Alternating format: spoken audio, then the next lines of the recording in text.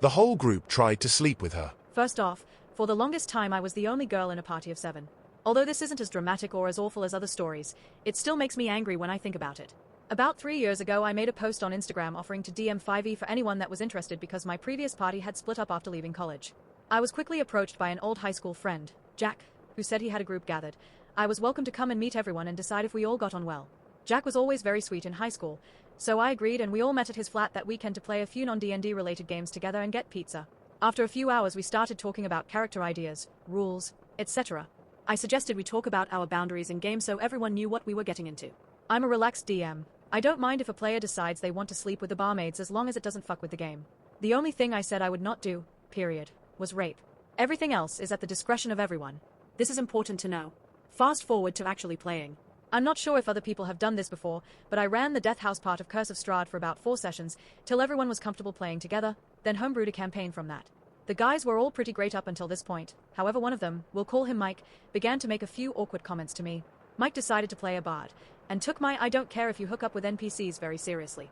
He tried to fuck every single female. It got to the point where I had to speak with him out of game. He got very passive-aggressive by telling me I had already said it was okay. Despite this, he did calm down a bit and we continued playing. A few sessions later, Mike tries to rape a female orc while she's restrained and unconscious as the party were elsewhere. I'm not even sure of his motive here, but he tried to make his explanations of his actions vague enough that they weren't specifically rape, but obviously were anyway. I stopped the game immediately and told him if he didn't quit it, he was out for the rest of the session. He laughed with his buddies and then stopped. Later that night, he sent me a hand-drawn picture of an orc, clearly modeled after myself, with his character grabbing her boobs. I told him that shit was inappropriate and he wasn't welcome at the next session. The next day he called me in tears, saying he was really sorry and had drank way too much the night before. He also admitted he had a crush on me, but didn't know how to convey that. I politely told him I was flattered but not interested, and let him back into the party. The rest of the party had been trying to convince me to let him back into the game because he hadn't done that much wrong anyway.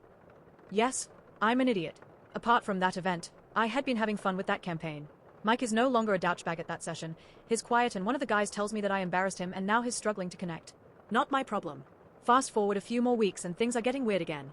2 more members of the party have attempted asking me out on dates. I once again politely decline and carry on. The sessions are now a little awkward for me, because all of the guys are flirting with pretty much every female NPC I place in the game.